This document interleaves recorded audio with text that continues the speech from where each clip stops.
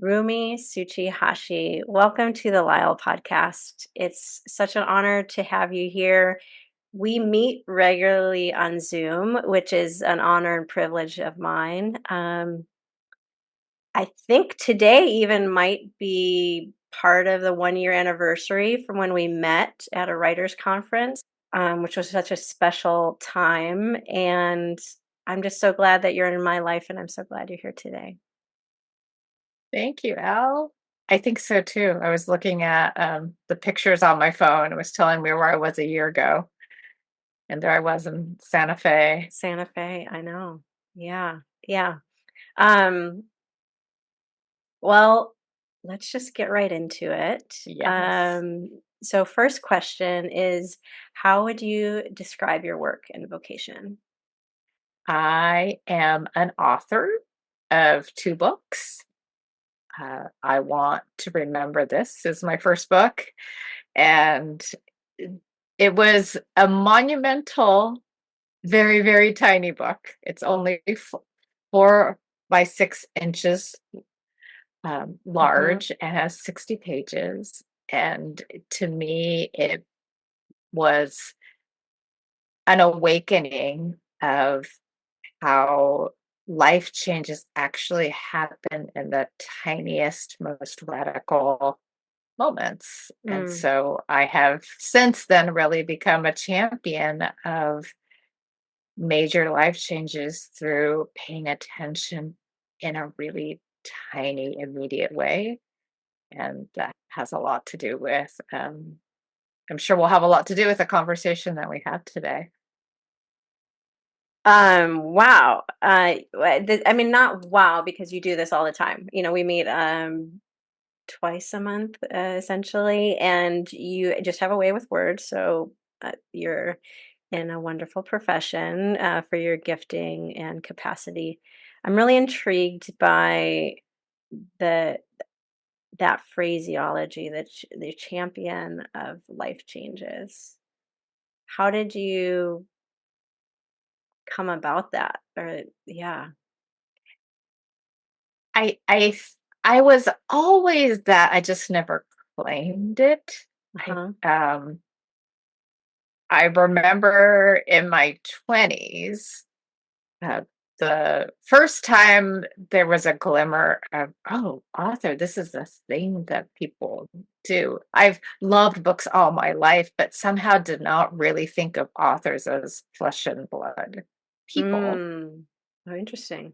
And they're the flesh and blood people sitting down to do the work of putting their ideas and thoughts inside of them onto the page, letting somebody read it, refining it, collating it, then putting it out into the world. That the human touch and all of that had somehow been opaque to me, until I was in a Urban Outfitters store in my neighborhood, Okay.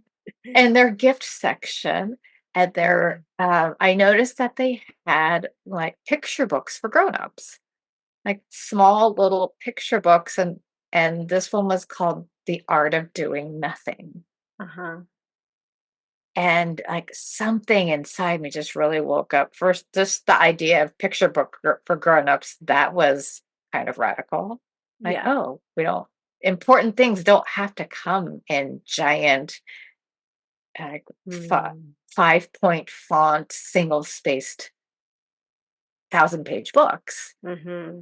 Wisdom can be packaged into something joyful and Mm-hmm. small that's enjoyable to hold in your hands. And just the radical notion of the art of doing nothing, that you could make Mm-hmm. doing nothing an art. The title itself just really grabbed me.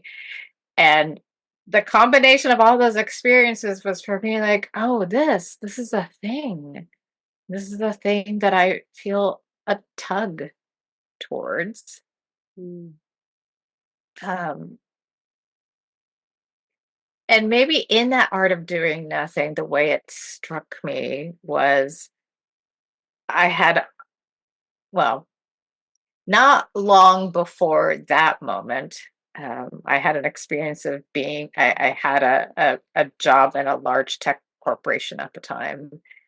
And one morning I happened to bring some basic grocery store flowers, a bouquet to the office with me on a Monday morning. And after I checked my emails, I I took those flowers and arranged them into a vase Mm. at my desk. And then I felt eyes on me. And I looked up to see one of my coworkers just like staring at me wide eyed. And she said, Rumi, you sure know how to stop and smell the roses. Mm. And I didn't know if that was a jab or a Mm. compliment because Sure. Mhm. knowing the person, I was safe to assume that it was a compliment. Her eyes were glittery in a genuinely admiring way, but something about the setting, the time of day, just we're here to do a job and be Right. productive, and the Right. fact that I felt caught being Mhm. completely immersed in my joy of making these modest little flowers look beautiful Mhm. and letting the world fall away and just being with it. And so I think there was a self-consciousness that then I was suddenly hyper aware that I am like this and not everybody is. Mhm. Mhm. I don't experience that kind of immersion and quiet joy in any part of my job. Mm. And that inner knowing was sort of, but this I was had a respectable job that Mhm. my parents were proud of, and if Mhm. everybody could see that I was on the path to success in that job, even though I wasn't feeling that experience. So it became a little secret that I was carrying inside myself. And and then I found the book and it lit something further. There was another wait a minute. There's Mm.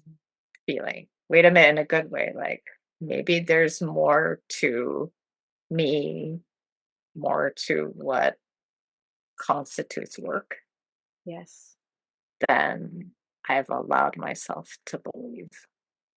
Mm. So I think having had that experience, I became even more of a champion for people who feel that they have to be themselves very, very part time Mhm. in Mhm. their own little private corner of their world. They Mhm. maybe, if they're lucky, have a little sliver where they get to be themselves, and the rest of the time, Mm. you rent yourself out to the world to be the version of you that everybody else wants you to be.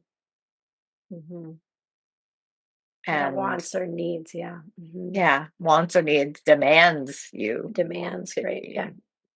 be. Mhm. Um, and so it's been a very long, decades long, quiet evolution of flipping that narrative Mhm. from the world demands this of me. My survival depends on me meeting these demands. Mhm. And Mhm. somehow I'm not supposed to forget who I really am, that I am like one 32nd of my life Mhm. Mhm.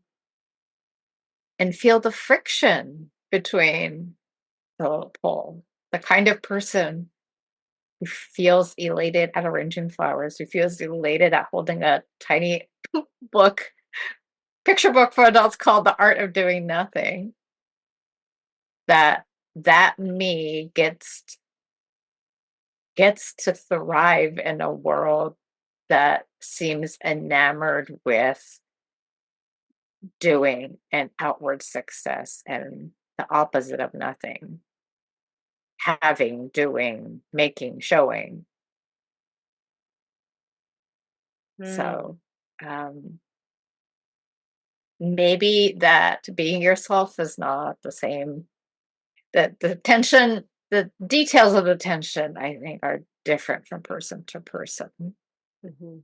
but the struggle, the more I looked around, started to feel universal. So, yeah, so I've evolved into this place of claiming now that that's what I champion. Mm-hmm. And when I look back, that the fact that the part of me that feels true didn't Mm-hmm. die, didn't happen because of big decisions or big things. It felt it was possible because of the tiny things I decided to Mm-hmm. Mm-hmm. hold on to or made an effort not to forget completely. Mm-hmm. Mm-hmm. Did that, because even that language is there is like holding on to, or, make an effort not to forget.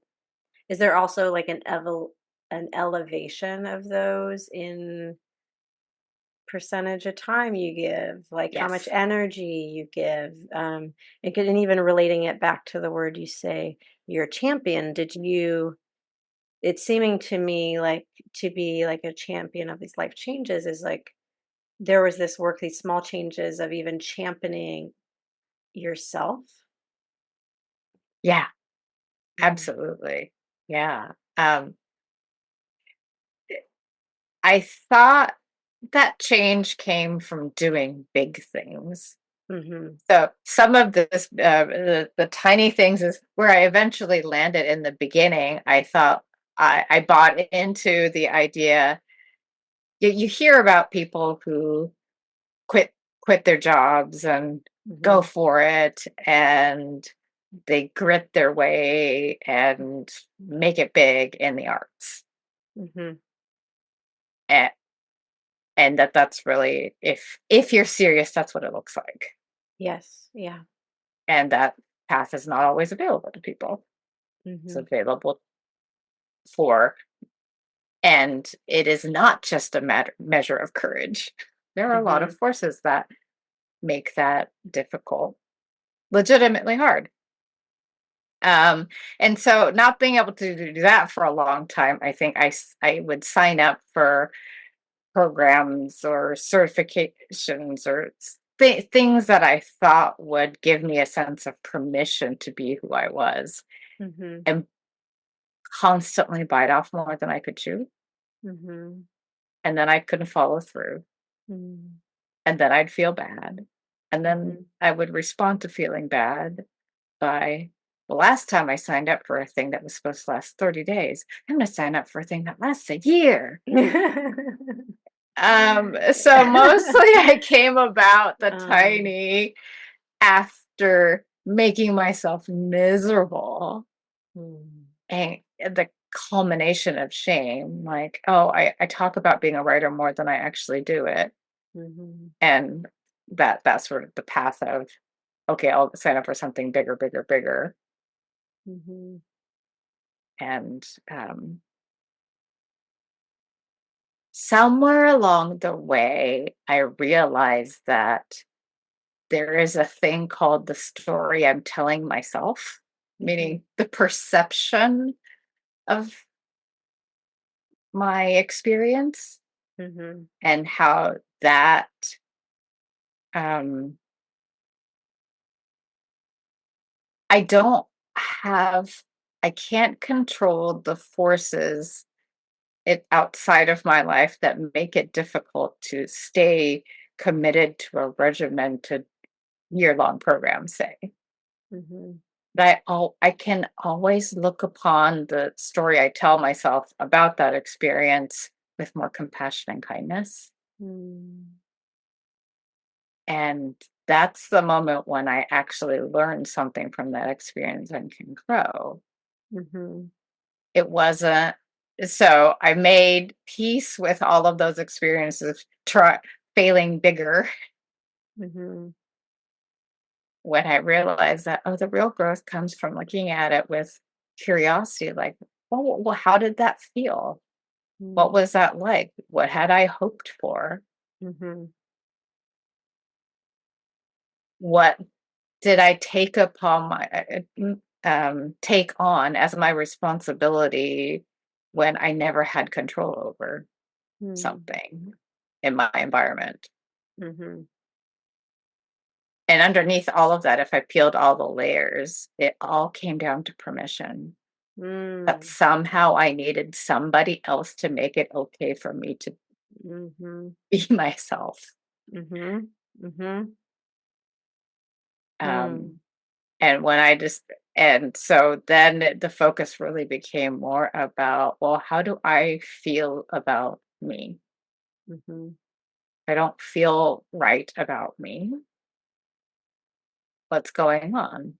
Mhm. Whose voice am I being influenced by? Mhm.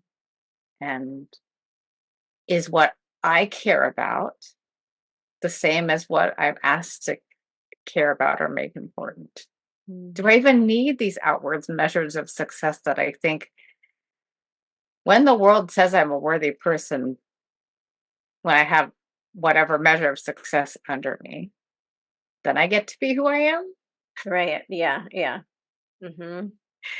But I'll never get there. Mhm. Mhm.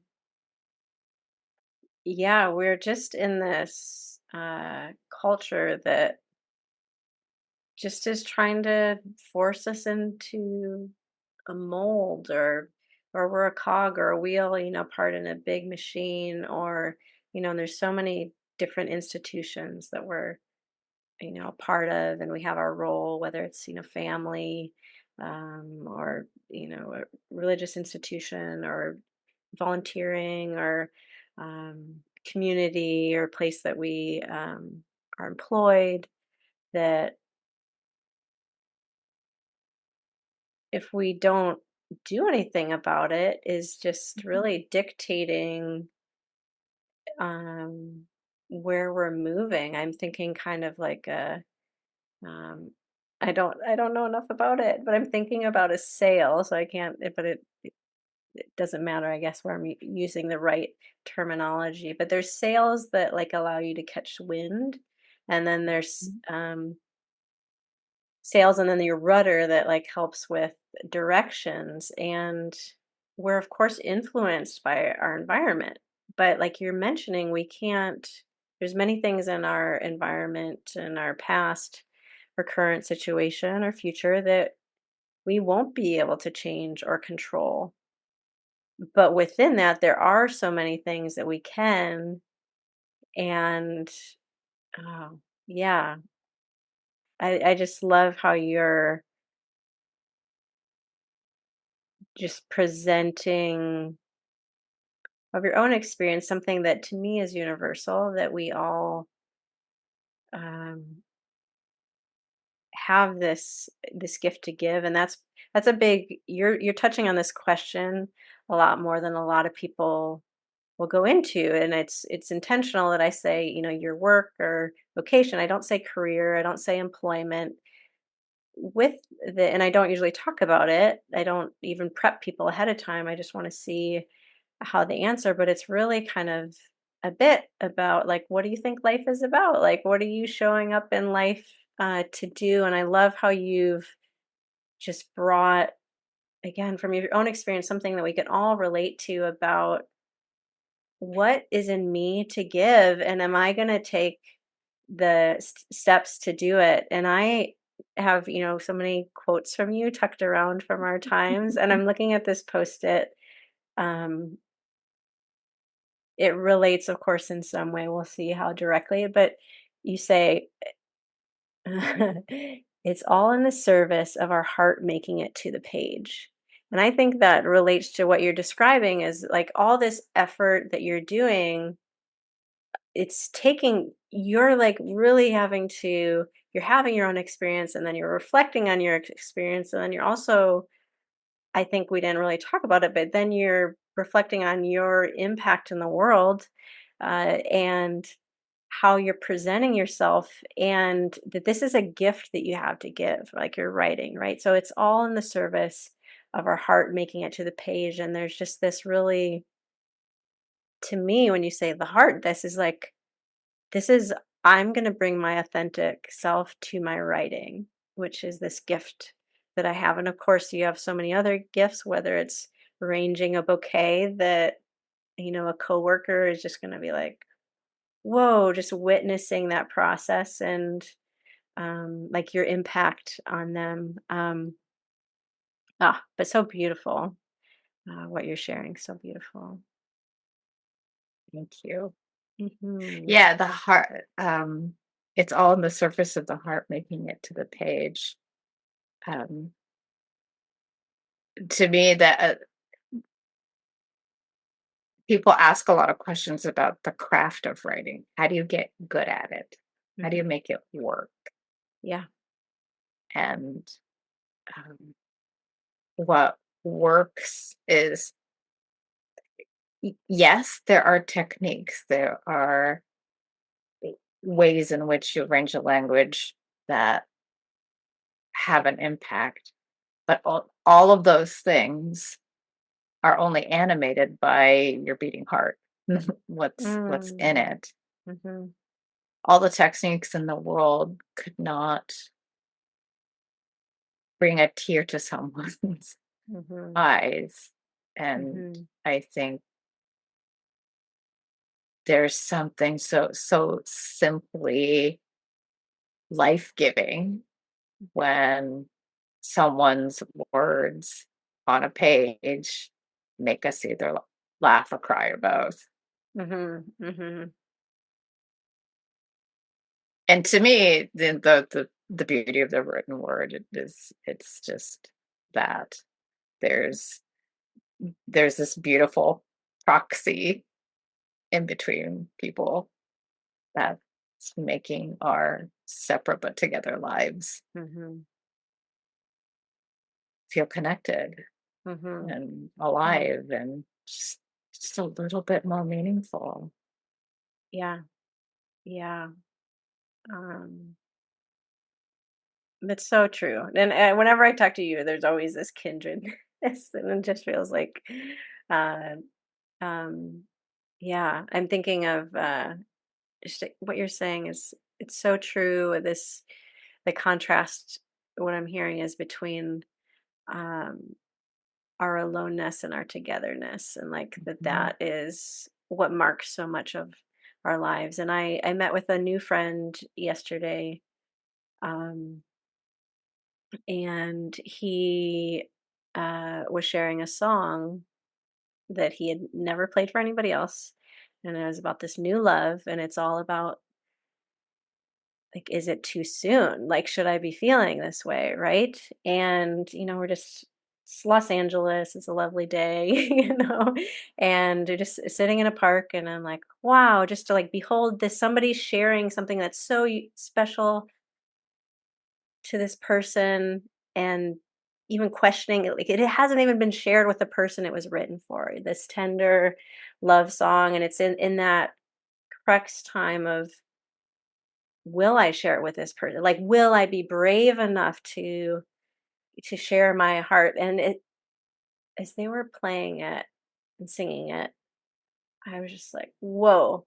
And all of a sudden I felt this amazing connection to him, and then there was like crazy level, because when I first met my partner, I wrote a song within, I wrote like 3 love songs, like, within the first 2 months, and then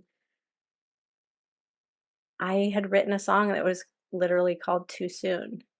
And then I was able to share that, and we had this we had our unique experiences, and then I followed up his song with, the lyrics to my song, "Is it too soon, you know, to wanna grow old with you," is like the first, like, line Oh, in the lyric, and, um so all that to say, just what I just resonate so much with what you're saying of how we have these solitary lives that at times, and this is my words, but where we can feel like lonely, and we can feel like, do I belong, and am I okay, and can I share this? And I'm so grateful that you're in the world sharing your writing, because I do believe there is such a power in whatever art is, and the medium of writing being an extremely, I mean,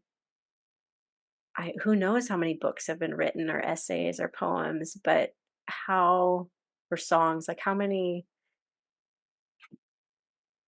yeah, just like that's just I would be like, whoa, is it billions? What are we talking about? Like there's how many trillions? I don't know. Like how many of these, and then just what's the ripple effect that's happened because of that? And then the particular type of writing that like my friend shared yesterday, and the kind, which is the kind of writing that you do, that's very uh sacred and intimate and comes out of presence with yourself, is just like, to me, like the ultimate, or like the epitome of writing. But oh my gosh, it's so scary to do that kind of work. And that um it's so terrifying.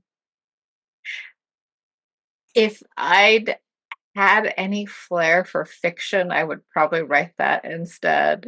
I Yeah. I just came with like a mandate to write from my own experience, Yeah.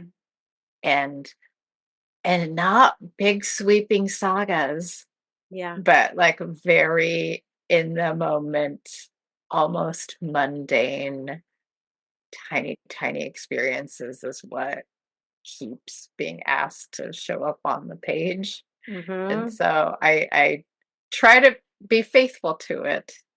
When Yes. I'm not, it does feel overwrought and wrong, and then I Mhm. have to face Mhm. that and strip it Yeah. back down. Yeah. Yeah, mandate. I like that word for like a calling, or that, like, we only have so many choices, right? When we really listen, it's Yes. like, um but I do believe, you can tell me if this is not your experience, that you really enjoy it. Oh, absolutely. Yeah, I, which I is did a when lot. it comes out. Well, to Tell me more of your say experience. Yeah. say Yeah. say more about the mandate part. Yeah. I think when I've enjoyed it, it's it's when I felt like I found a current and Yeah. I just flowed with it and the Yeah. words came and it Yeah. wasn't efforted. Yeah. And then there it was, and I look at it and go, "Oh, right, that sounds about right. That Yeah. sounds pretty good." Yeah. Mhm. Um, yeah. Mhm. So Yes. I am not, I don't know how to surf, but I've had a chance to do some boogie boarding before. Nice. So I was on lice. And so it's like the baby version. Yeah, yeah, yeah, yeah. And but Same. I had Yeah. done that enough to know the difference between awkwardly riding along on a wave and actually catching it at the moment and being carried in. Mhm. And it is that sort of carried in synchronicity sensation that, and it's a very embodied experience when Mhm.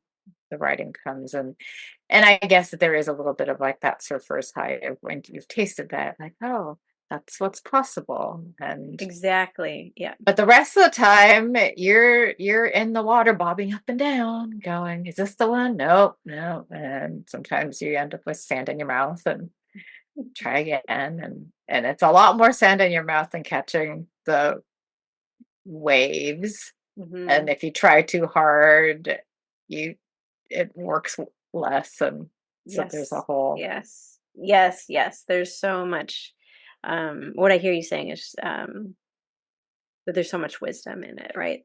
That, maybe there's a simplicity of, and these are not my words, maybe like a simplicity of like, you need to open yourself up to, but then there's a complexity of, well, how do I open myself up to what needs to yes, happen? Maybe there's some work that you have to do to like get rid of some blockages, or maybe you have to calm yourself because you're trying to conjure a wave to come, and you can't make a wave happen in the sea, right? Or you, no, you can't control, and you might say, well, this is the timing right now, but anybody that is in the ocean know that sets can be erratic, and there could be sneaker right, waves and all these things. And so, absolutely. When we were talking earlier about trying to control things in the environment or control something to meet an expectation that you feel is imposed on you, and you were careful not to use the word career Mhm. so much to describe the work, and I wanted to follow up on that because I think one of the challenges I had until I landed on this tiny concept is always needing to have a solid identity. Mhm. I am I am this. Mhm. And if this is my identity, and based on this identity, there's an expected trajectory. Oh, I will accomplish this within this amount of time. And then once I accomplish that, my lifestyle will look like this, and my income will look like this, and my Yeah. influence will look like Yeah. this. And you're supposed to have the belief that Mhm. I was answerable to that Yeah. for myself and other people. And if I was not answerable to that, I was a flake. Mhm. So that has probably been the most debilitating central belief that I've Mhm. carried, and um, it just a couple days ago, I read a little just a snippet of a conversation about Buddhism that Mhm. relates to this, and this person was talking about the concept of the middle way Mhm. in Buddhism, which is, I mean, generally understood. It's compared to doing things in moderation. So avoid the extremes, which is not untrue. But something that was in this conversation, what it means is that when again, the going back to the like biting off these big dreams, I was constantly putting myself in these huge pendulum swings. Mhm. I'm depressed. I'm gonna go for it. I'm depressed. I'm gonna go for it. Mhm. I can't be a writer. I'm gonna be all the things. Mhm. Mhm. And that's how I manage the tension, and to come to the middle road is to avoid either extreme. Mhm. But um, it's not just about doing things that like make your goal moderate. Mhm. It was about stopping striving for solidity at all, Mhm. and to learn that the pendulum is life, Mhm. and learn to enjoy the constant shifts and changes. Mhm. Is the idea that Mhm. change is the only constant, Mhm. and we don't Mhm. want it, and to surrender to the dynamism Mhm. of change with a kind of open, accepting heart. Mhm. I had never thought of, oh, if you're in the middle road and avoid the extremes, the pendulum swing gets to be interesting. Mhm. Mhm. And if I'm just sort of swinging in there, looking at what it, and I'm swinging a little bit, Mhm. and thinking about, well, how did I put my heart on the page today? Mhm. That's all there is. Mhm. I can't guarantee what will happen tomorrow. Mhm. My my influence, I can do the things, the internal work to keep me from going to the Mhm. far extremes, and learn to enjoy the change Mhm. and pay attention. Did I put my Mhm. heart on the page? Mhm. And learn to call that a life Mhm. instead of Mhm. the 20-year plan. Mhm. Mhm. Yeah, I having a little internal giggle to myself because when the decade came, right, 2010, like I'm just remembering Yeah. like all over social media, people talking about like their 10-year plan. This is going to be the best decade, da da da da, and then Yeah. right, and then 3 months later we're like locked down in a pandemic, and Yeah. it's like, oh, are we okay? And then how things have been going since then, like how little we know about where life is gonna take us in part in spite of our intentions. Such great, Yes. such great wisdom there. And there is that I'm hearing like that steadiness, even, so pendulum is an imagery or like a sinusoidal wave, like up and down, Yeah. that they cancel each other out, and kind of this like through line, which we've talked about before. I think we talked about it in the context, not on the podcast, but you and I, Yeah. in the context of play, where Yes. you know, maybe I'm not consistent with that, but can I, through a discipline, can I balance things out? And that's, I think you're saying, like a lot of things you say, I think you're saying a lot of things in your words. And that's something that I'm getting from that, is like that, well, I'm going to show up. My discipline is going to, um, it's going to be more artful, but the day to day is going to look like that I'm showing up and Yes. writing. Yes. But maybe, my moods or emotions or my intentions, one day it might just be like, oh my God, I guess I'm going to show, it might just be like that you're dragging yourself out of bed, or like, oh my God, how many cups of coffee or tea do I need to have, in order to get Yes. myself to sit down to do this. And there's other days where you're like, popping with all these ideas, and you're aware of your potential, um but those really aren't don't equal that output. It could be a day that was very hard to sit at the computer or notepad, like however you're writing or dictating, like however you're writing, the mood doesn't really dictate it, but there is like that discipline, which we know, if we go back to wisdom, like has to do with like your presence. And but presence Yes. isn't just like, okay, how do I feel in that moment, but kind of Right. broader. It's true. Earlier this year, I was having problems with my vision, and there was a Mhm. period of time where um, I couldn't look at a computer for more than an hour a day, or sometimes even less. And I got really panicked, like how Mhm. all my work happens through a Yeah. computer, and even handwriting on the page, just tracking the movement became really difficult. And um, I had been on a streak with a group of storytellers of showing up and telling a certain amount of stories every week, and I decided that I could tolerate looking at my phone long enough to voice record Mm.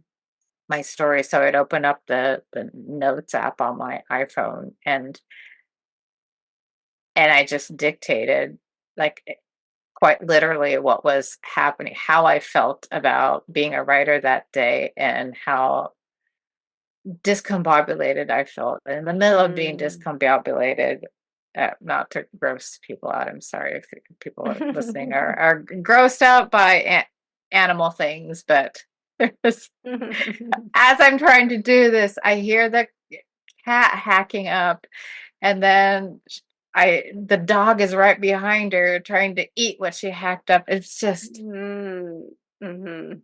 and I feel like I am just turned inside out myself. And Yes. I record this whole story and I share it with people. And it turned into some of the most honest writing. Like, people were really responding to the quality, like, wow, there's this stripped down version of Writer Rumi is pretty great. Like, Mm. this story about and so the our best work doesn't necessarily come from having the best conditions. Yeah. Yeah. Mhm. Best meaning was my heart on the page Mhm. in a way that someone could receive it as a gift. Yes, and such a gift. Such a gift it is. Uh, Right? mm. The overwrought, beautifully turned phrase has its place, Mhm. but it won't have that same level of raw honesty. Mhm. So, Yeah. um, Yeah. yeah. We're already going there, but what do you think it means to live your healthiest life? Ah, what it means to live your healthiest life is to live life by your own measure. Mm. And to me, that's being really aware of the things that make you go, ooh. Tell me more about that. That you just saying that made me go, yeah. It could be something so silly to someone. So for me, like the arranging daisies or whatever it was I was daising back when I my 20s, that was if I were to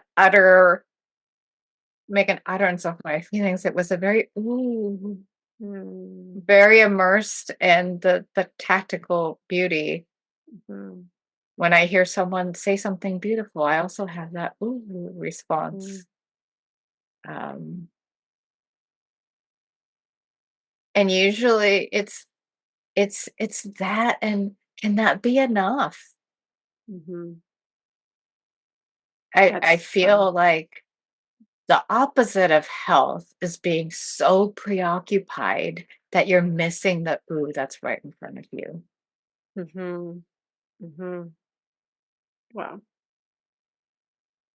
So I hope not to miss Mhm, oohs as mhm, I'm mhm, alive. mhm.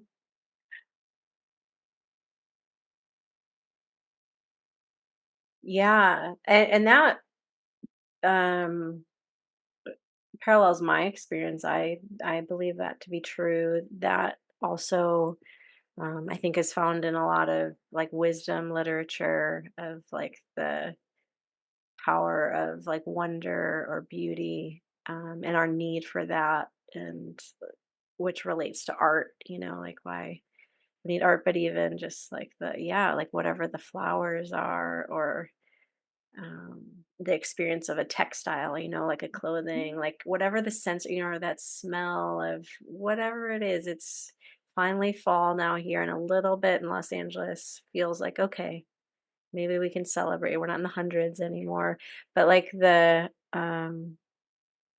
so we can get into the pumpkin spices and the maple, or things that feel, or the apple, the thing that in North America we really, in the northern part of North America, we really like identify with fall, and like the changing of the leaves and those like smell and those colors. But whatever, I love how concisely you're able to say that, the ooh.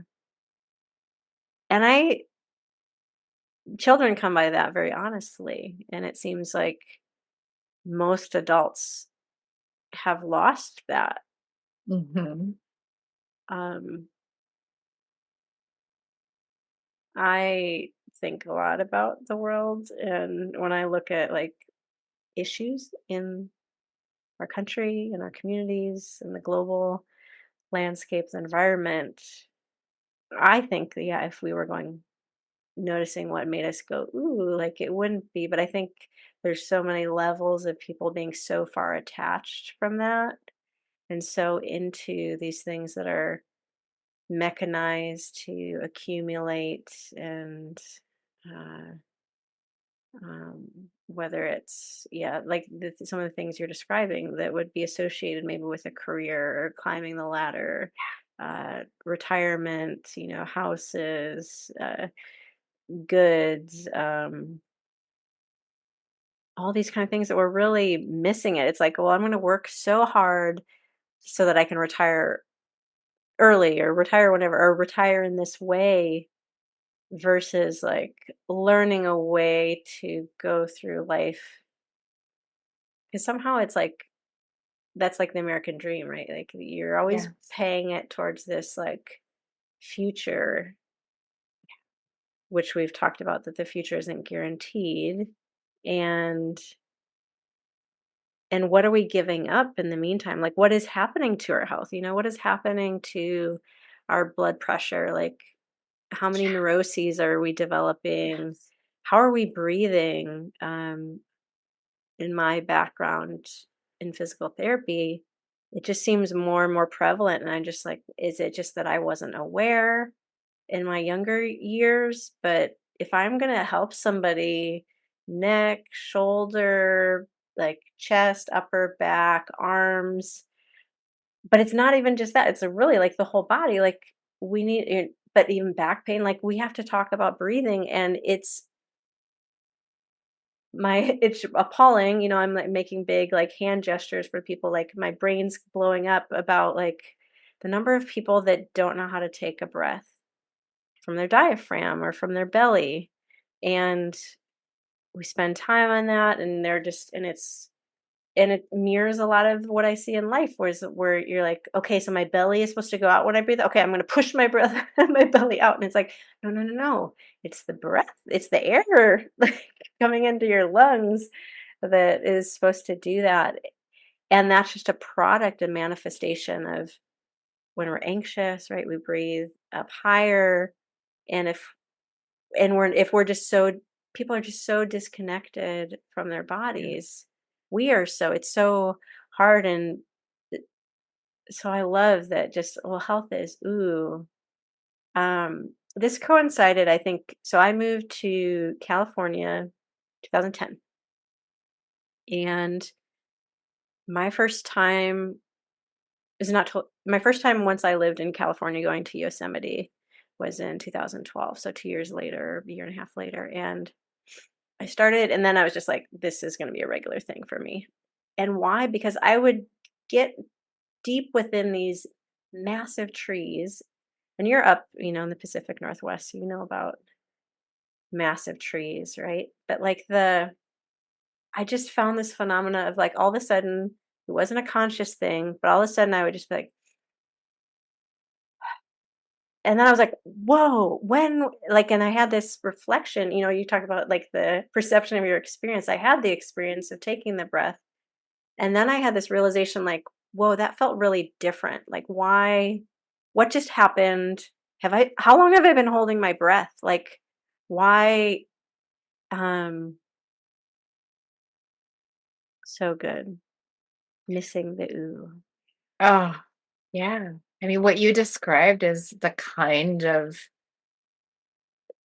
tiny level, massive life changes that I am now obsessed with talking about and writing about and championing, because that's the level of, oh, breath. Like really, not just because the yoga teacher told you to, but oh, breath. All health and eating Hmm. are often linked. And Hmm. but what about yum, Yes. Yeah. right? Yeah. Oh my gosh. Yeah. Uh, yum, like the actual Mhm. savoring of what's in Mhm. your mouth. Mhm. Um, the, that's it seems so basic, Mhm. but that's the level. You know, that is what we have influence over 100% of the time, regardless of our body's abilities. Mhm. Um, we can be aware of the the yum or the ooh that's in front Mhm. of us, and to be preoccupied by am I healthy to the point where Mhm. those moments are passing by feels tragic to me. Yes. Yes. I remember being in my 20s, maybe 20, literally, and oh, I'm going to eat healthy. And it was just like my version of disordered eating. And I remember just having breakfast of all brand, that's Mhm. it, quote unquote cereal. I mean, it does have sugar in it, but it's kind of like shredded cardboard and plain yogurt, low fat, like not even like, I mean, I have plain yogurt right now but it's all the fats in there. But like plain yogurt, and that was breakfast. Like there wasn't even any like fruit or cinnamon or any spices. It was like that. And I don't know like how many months like I did that for, like this kind of punishing myself of Yes. like health. And of course, we talk about like we're talking about, this is a different kind of swing when I do Yes. that, then of course then my body is Yes. like, what are you doing, like you haven't, Yes. what are your taste buds there for, and Right. and then I would make my way down and go get a pint of frozen custard in Wisconsin, Right. and I would eat it on the bus ride home, like 1200 Right. pounds in one, not pounds, Right. whoa, calories, 1200 calories, like Yeah. just like Right. this crazy binge, Yep. of, Right. because I was denying myself. I wasn't exploring the yum. I love cooking now, right? And it's just so amazing. Yeah. I make the most amazing smoothies. I'm Yes. happy to share recipes with anybody. Get a Vitamix or similar. It's like, because texture, right, is super important to yum, and it does that so well. And then salads, like we make such fantastic salads, and they're so healthy, but it's all about like in pursuit of the yum and the pursuit of like, well, how do I feel after this meal? Like not just Yes. like in the moment, but Yes. you know, like what happens after that? Because there's certain things that are yum in the moment, like even this week, okay, Trader Joe's, you got your new maple cookies out. Let's see what's going on. And then, you know, those, you don't make it more than an hour on the way home. I did make it, all the way home, but that's probably because I was on my bike. Otherwise, it'd probably be like open in the car. And, I ate it and then I was like, oh, that's not what my body needed, and like this kind of Right. learning about that. Yes. But I think that goes back to the Buddhist, the swing Yeah. in the middle. That's a little swing. Like, Yes. okay, that was tasty, but I don't need a second one. Hmm. And rather than pursuing this solid path of never ever getting it wrong, I I feel like know. Yeah. health has become synonymous with some sort of perfectionistic solidity Hmm. and our minds and our body. I mean, that's not a life. I mean, a state that never changes is death. Yeah. Whoa. Yeah. Hmm. So let's celebrate aliveness and celebrate aliveness in a way that we are not contributing to our own stress in ways that we do legitimately have a choice. Yeah, that's a practice of oh, I have choices here. Like Yeah. literally my life is filled with choices. Yes. And do I like the results that I'm getting? Yeah. Um and that just loops back to, or we're saying, okay, well, there's lots of things in life that we can't control and that we're influenced by. But what can I control? Okay, I can control my reaction to it, or I can change what I eat, or I have time. I'm going to do this walk. Can I engage my senses while I'm on this? I still have to go to this place I'm going to, wherever I'm walking to. That still is happening, but can I see how many different flowers I can see? Can I Yeah. hear as many things? Can I notice any? My gosh, the air is like, I was running yesterday, and it is these small things where I think I used to be a mouth breather when I ran, even a year ago. And then I did the work of like, nope, I'm going to breathe in through my nose and out through my mouth. And I felt like I was suffocating. Like I had to really slow down for quite some time. But now I've trained myself that when I breathe, to breathe through my nose, and which, can go either way depending where you're running by.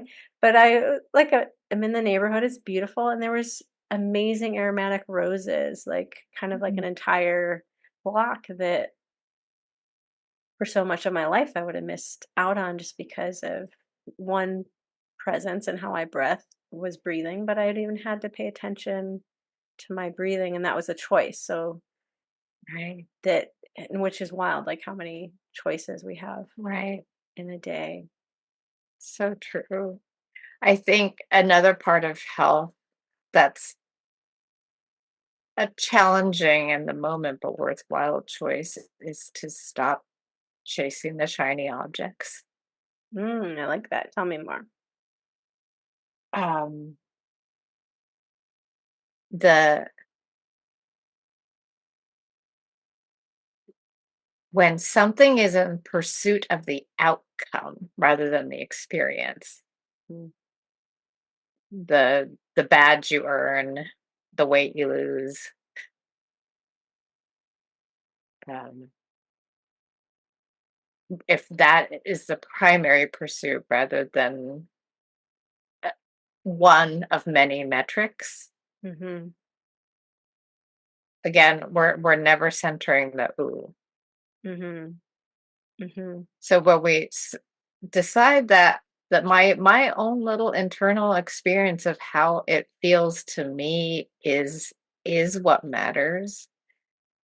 It's hard to earn lots of great um, likes and hearts and badges from the world, whether we're on social media, wherever we get those the endorphin rush of approval from.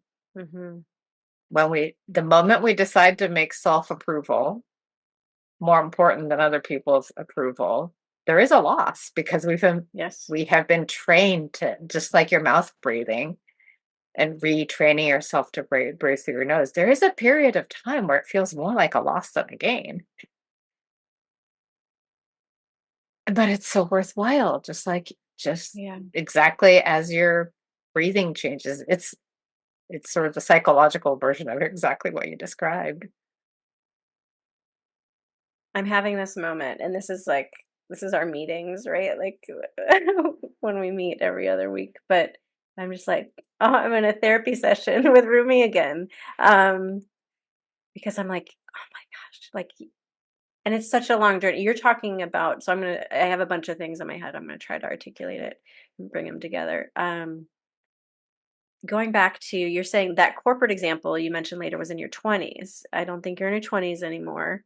A couple decades there of like experience of like this work, and we've been talking about all these small things that need to change. But I just feel like you're preaching to me, not at me, right? You're preaching of just like, yes, it's not, because this is like so relevant to my life right now in, but as we practice small things we get towards bigger things. So I'm trying to do these things that I've been practicing for years, but now actually in terms of like how I structure my work, which even has to do with the podcast, being here and being back, because like, yes, let's do it. And why? Because I love it, because there is like that ooh, and like, oh my gosh, I've never had a bad conversation when I do it. I always look for, but the layers, the tentacles, I'm always a mixed metaphor gal. Like I have a hard time settling on a metaphor. Like how far the roots or the poison or whatever like goes into me is just like so wild, and it's just like this continuous work of like, oh, hey there again.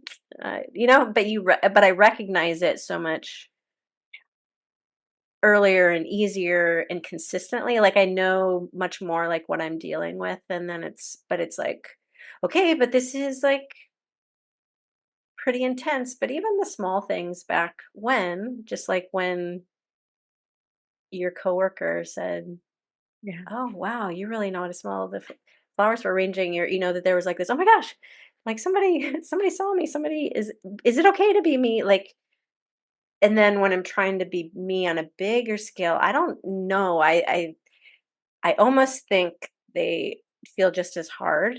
Um, but I don't know. It's mysterious. Let me just say that, because I also simultaneously feel like, oh my gosh, this is like the hardest thing I've ever done, right? Like and it's like terrifying. Like as I get closer to these things of like, well, what do I want? Like, and even today, I'm emails before our call, and I have decisions to make. Is this how I'm going to spend my time? Like this, I'll make some money doing this. Well, but I really would like to do this, and I'm trying to create time. Can I just fully jump into this thing, or like how can like how much can I let go of the lifeline, or can I fully let go of the lifeline? So Thanks for the therapy session today, Rumi. Oh, my pleasure. It always goes both ways. Oh my What's healing goodness. for you is healing for me. Yes, that reciprocity. Yes. You've already been so forthright and vulnerable within our time here. Like, what's something that you're currently living or that you're living into? What's something that you're learning about as it pertains to living your healthiest life? What does that look like for you right now? Um, what it looks like for me right now is letting people see me lead. Yes, tell me more. So the first my first book that I mentioned, when I discovered that a tiny book of tiny collections of tiny stories, some of them are like 5 words long, Hmm. could be a book, and it was a book, essentially a list of the things that I don't want to forget that matter to me, that essentially all the ooze that we were talking about earlier. And when I Hmm. looked at that, it had very little to do with the kind of accomplishments and shiny things and the ways we prop ourselves up to be okay in the world. I didn't want to keep that discovery to myself. I Hmm. didn't even know quite know. I was like, wait a minute, there's a whole different way of orienting our lives. Hmm. And I want to do this with people. Hmm.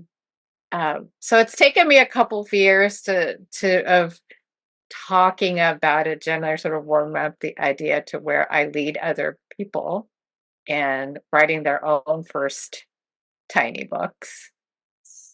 And I'm currently, and it was to the point where I'm gonna wait till enough people ask me for it, and then I'll run a group, and I will write my third book alongside them. So that's what's unfolding right now, and it's a it's health. It is really healthy to open yourself up. It's like breathing a little bit deeper into the diaphragm Mm. to open up your creative process, not just your product that you labored Mm. to write and rewrite and polish and make perfect, but the all of the guts and glory inside of it. Yeah. To lead the people through the creative process requires me, and because I'm also doing it alongside them for the first time, it's that it does feel like deep breathing deeper into the diaphragm. It's both exhilarating and Mhm. foreign Mhm. and deeply healthful. Mhm. Mhm. So that's what it looks like to me, and so far it's been a really beautiful experience, and it'll continuing to breathe deeper into it Yeah. and expand who my willingness to be seen, to call it a service and share it with the world.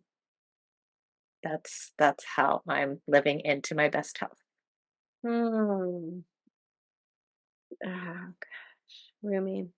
Which is like you're just laying it out. You're walking the walk. You're living it. Like of the when I think about yeah, like what life's about. Like I tend to think it's like be your truest self and allow other people to do the same. Like have a presence that invites other people to do the same.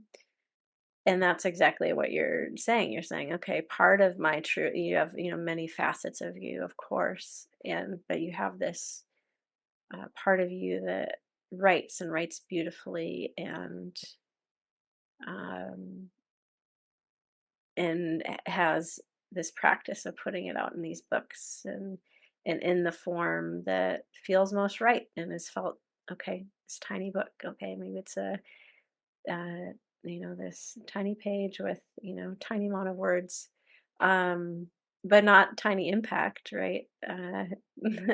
Um, and that practice, and then how people have witnessed you doing that. And then you're also talking to, and we can use different words for it, of like that listening, that voice, is it God? Is it the universe? Is it Mhm. spirit? Like, and saying, okay, I'll do it when, like there's like because again, we have these options, like how we go through life. And I don't think I would have known about it without having moved to LA, but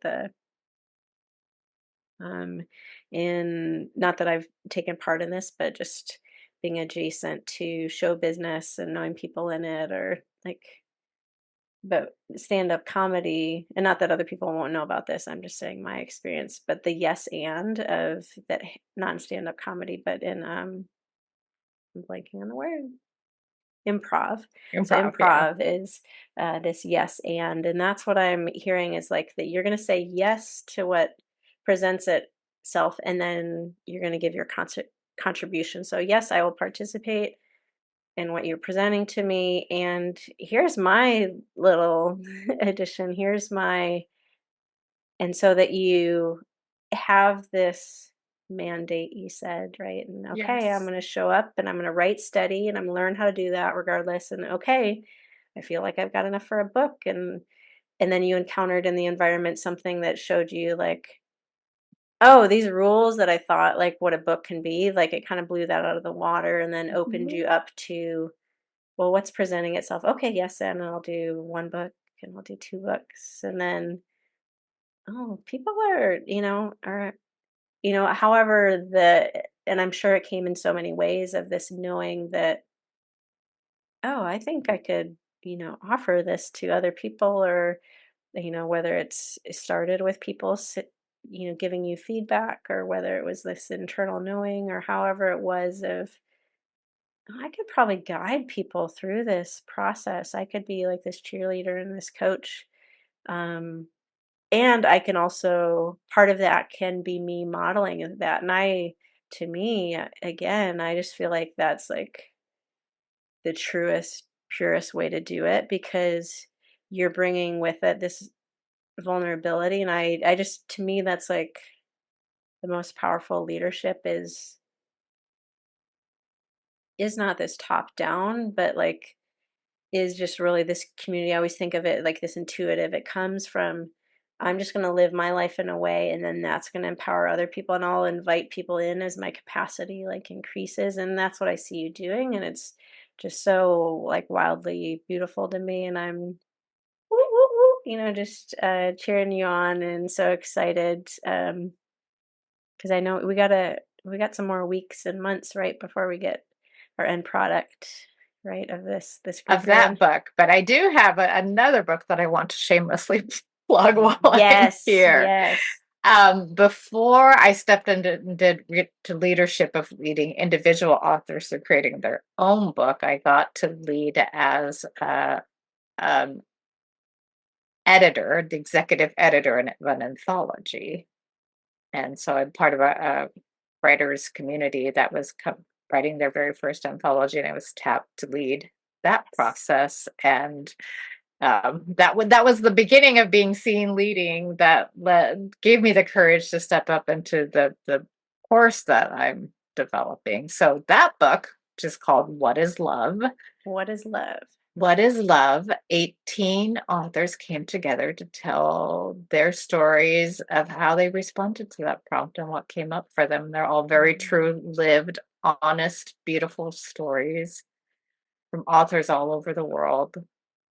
Um, it's and it the whole project is a benefit for amplifying voices that aren't heard or mm, easily suppressed. mhm. And so I am so excited and proud that this book is coming out in October. And October, okay. yes, in October. And you can look at the website for this book is whatislove.org.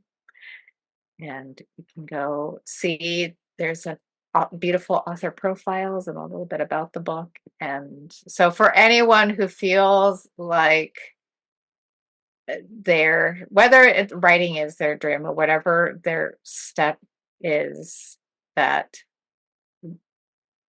this will be an encouraging book to realize that We live in a world where love is far Mhm. more abundant than we think it is. Again, if we're willing to pause at the ooh, Mhm. that's so tiny we might have Mm, overlooked it. yes. And that's what this project reminded me of. And when people come together to gather their oohs, this is not, by the way, part of any part of the official. I had someone put key talking points together, and she did not say "ooh," so that's just me editorializing. Um, Yeah. So that's right. that's As the how I editor, feel as the about it. yeah, It's a yeah. beautiful book. I'm so proud of it. So that's coming out very Cool. soon. I can't wait to read it. We'll definitely put that in the show notes for Thank people you. to access that. Yeah. And I think I'm not remembering that being the title, which I'm like, sign me up. I want to read that because I think that question Yes. is that should be. Yes. It's hard for me to imagine people haven't thought of that, but like, what is maybe not? But when I think about yeah, living a healthy life, to me, that's like in Yes. there, right? Oh, When you're absolutely. thinking about relationships and how Right. you relate to the world, like what is actually I had Yes. an experience in Santa Fe, not on our trip, but there's a Franciscan cathedral there, church there, Mhm. and they have a labyrinth. And I had passed through there like a year and a half before our meeting in Santa Fe, and came across that labyrinth. And I had been wanting to experience labyrinths, but they're not like everywhere. So, and that was with what I was going through in my life at that time. That was the question. It was like, what is love? And then again, as you talk to, again, whatever you want to call it, God, the universe, spirit, or um, our inner knowing, our conscience. Like when I went in, was what is love? And then by the time I came out, there was like I had this knowing of that, which is very, very well. So I can't wait to hear these stories. And you're a contributor to Oh, that as well, right? We'll get to hear. my story is folded into the introduction to the book. So I do Okay. have a personal story in there, but it's folded Okay. into the Okay. introduction. So Okay. yes. Okay. We have one more question to bring us home Yes. today. I think we've touched on it already, but what is something you wish people knew more about living their healthiest life?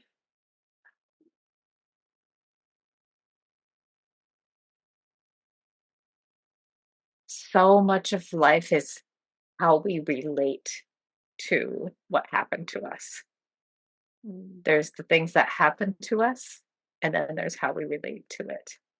mhm, And when we relate to ourselves with kindness, mm, we set the foundation for thriving. mm. Yeah, so much. Oh, wow. I was trying to mirror it back, but I'm like again, just like kind of.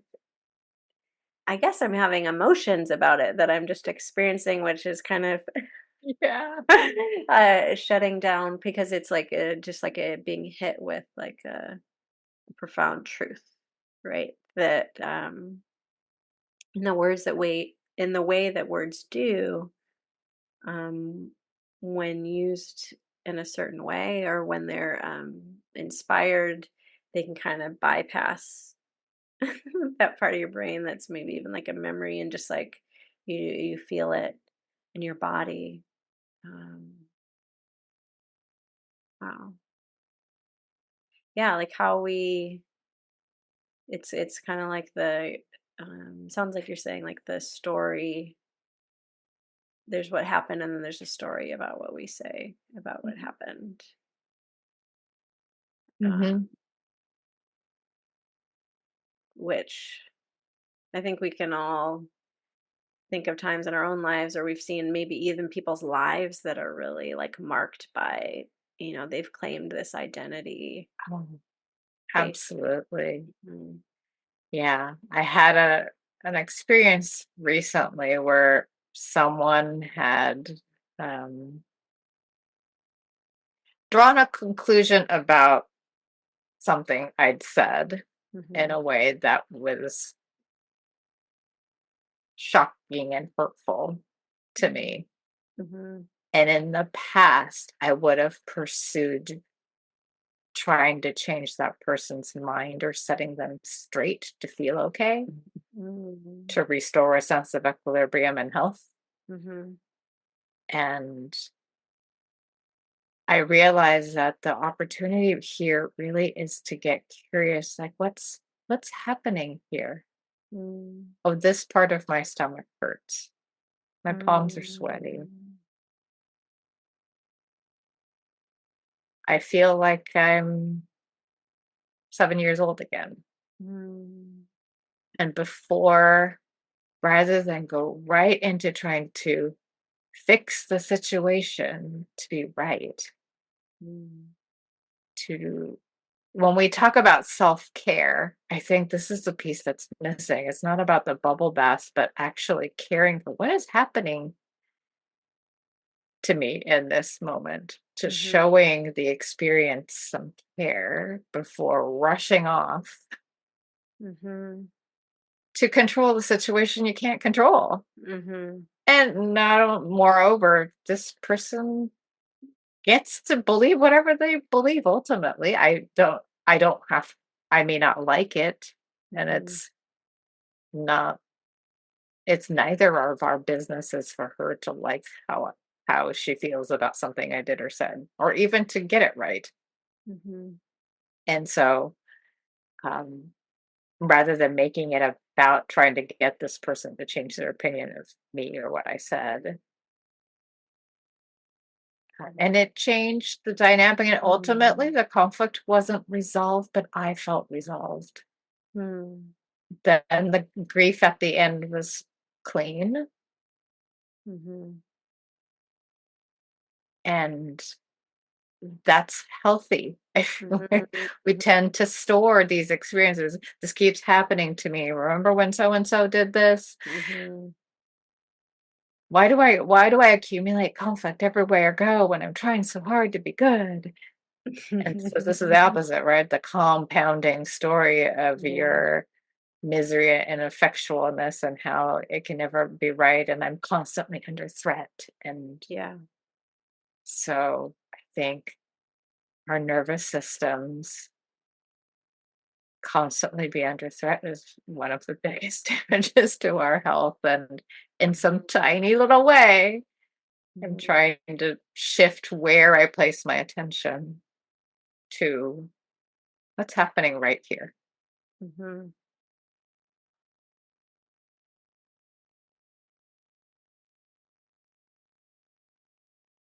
And Okay. when all was said and done, it felt revolutionary. Right. That's what again, there's just so many things like happening inside me that I'm like, okay, I'm on a podcast, start talking. But I'm having this experience relating to what you're saying, to your experience, and then identifying with my own experience and thinking of how this is true and how that manifests in the times when I am more present to myself, which feels new, I think, to pay attention to the sensations in my body. I think even in the last few years for me, with my, like, I don't feel like I was taught how to experience emotions nor deal with them. And so conflict was and is a mess. I think I'm getting better, but I think there's still the just not always knowing what's happening in me and feeling the emotions in that and the strength of them, they drive action or inaction depending on, there can be like this retreat, withdrawing, which is an action, right? Um, versus, oh, I'm going to say something, or I'm going to show them, or I'm going to, race around and, start slamming things, or stop noticing the people next to me, and get into like a tizzy. Um, or just be like, well, I can't control it. Oh, I'm going to start cleaning the house, like versus just or go right to the bubble bath or something that's soothing, like I do, if I go back to like my all bran and plain yogurt at that time, I think a lot of that was like um, I'm comforting myself at times and then I'm feeling bad about the comfort because my chosen comfort is like to indulge in more of something that is very satisfying to my mouth, right? That didn't make me feel good physically later or emotionally or mentally later, but like, and I've noticed that even that I had done a lot of work to, I would say, not really have disordered eating if I was to tell a story about, my last 2 decades.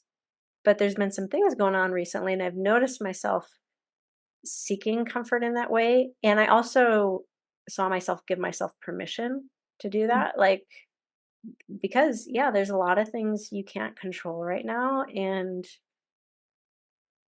here's some ways you can down regulate, but, be moderation. Like, let's not, but also like, okay, maybe there is a day where you're going to um, eat more, indulge more things. But that's kind of like we have it even in our vernacular, like a comfort food, that there is like these things that have this Yes. meaning that, and a lot of it, and I think maybe other people understood it. It's in there in the word, but like a lot of that, there is like a neurophysiological connection to why for those of you who are watching a video, I have a little bag of Haribo. I mean, the tiniest little yum right here. Because this was like I was born in Germany and that was the candy. It wasn't like American gummy bears. I think American gummy Right. bears are like the worst. And I think that's an empirical fact, but I Yes. also flavor and texture, but I also like that wasn't something I had comfort with when I was little. Right. But there's something about that, or there's something about like Nilla wafers and like Yes. graham crackers for me, or like anything like in different cultures will have Right. different foods or different regions. But like, and you talked about like that 7-year-old you, and like, and I'm wondering like, oh, can I? And I got acquainted with little Elizabeth like it's been like a year and a half, I think, because it can Yeah. be hard to access, right? All those Yes. layers of, Yeah. and I had to be, in safe enough company for a long time, like safe enough Right. relationships to access that. And now I'm just like, so as you're saying that, I'm just like, oh, again, it's like, it's like therapy with you, Rumi, and oh, can I sit there and notice what's happening in my body? Because I remember talking to my therapist even recently, and I can probably even think back to my like separation with my ex, like interpreting emotions to mean a certain things Hmm. versus, oh, emotions might just be happening and it might not mean act in any certain way, right? Like you could feel anger, but anger doesn't mean I need to execute a certain action or act out a certain action because I'm angry, but it's probably like, oh, I should be curious about why I'm angry, and then, oh, what's underneath that? Oh, actually, I'm really hurt, and that makes me really sad, and that makes me feel scared and vulnerable. And like, can I sit with that? And can I learn to grieve it? And then also to not like become the little Right. child that like can't control herself around food, Right.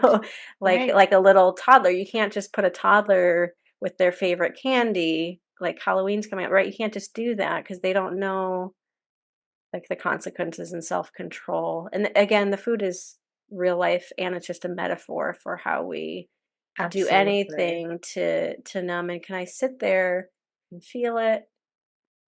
And I can't remember what word you said. Did you say exhilarating? Or you said something about like once you sit with it, like basically there's this big contrast of what, or empowering. What's that I don't experience? remember. We'll have to re-listen to Yeah, the I know. recording. But listeners, can you tell us? But what is that contrast of like the, oh, sweaty palms to I sit with it. What's on the other side of that?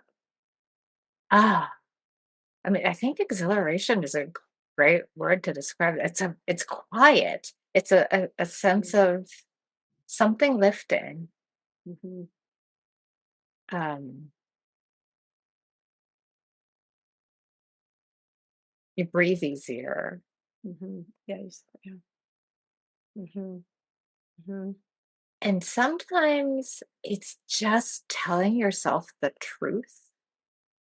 I Yeah. think we underestimate how much children, whether it's the children inside of us or uh, children who are their chronological age is child age today, um, how comforting they find truth.